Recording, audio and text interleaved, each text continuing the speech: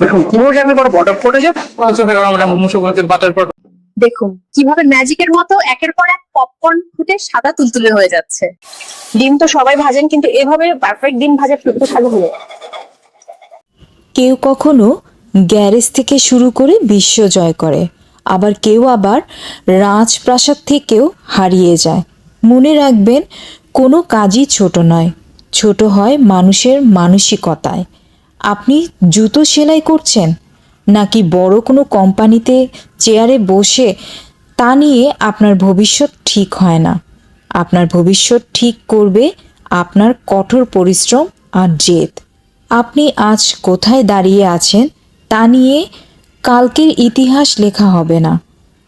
Shine করার জন্য বড় কোনো মঞ্চের প্রয়োজন হয় না, শুধু প্রয়োজন হয় ভেতরের সেই আগুনটাই। কাজে লেগে পড়ুন, বিশ্ব আপনাকে চিনতে বাধ্য হবে ইনশাল্লাহ।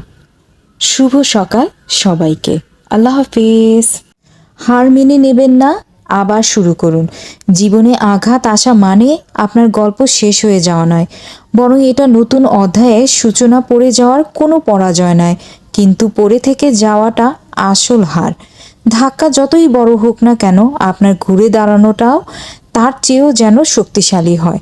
লোকে কি বলবে তা নিয়ে ভাবা ছাড়ুন, কারণ ইতিহাস সাধারণ মানুষ তৈরি করে না, ইতিহাস তারাই গড়ে যারা বারবার হেরে লড়াইয়ে ছাড়েনি। সবাইকে অনেক অনেক ধন্যবাদ।